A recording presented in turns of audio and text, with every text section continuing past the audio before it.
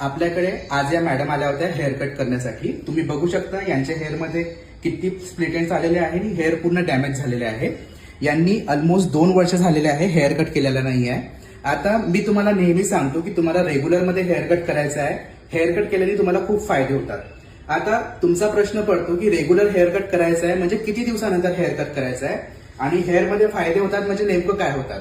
Regular hair cut म्हणजे तुम्ही दर 3-3 महिन्यांनी हेअर कट करायला पाहिजे. आता यांनी फायदे काय होतात. हेअर कट केल्याने तुमच्या हेअरचे एंड्स हे डॅमेज होण्यापासून वाचतात. हेअरची ग्रोथ प्रॉपर होते. हेअर कट केल्यानंतर तुमचं स्काल्प क्लीन राहतं. तुम्हाला डॅन्ड्रफचा प्रॉब्लेम कमी होतं.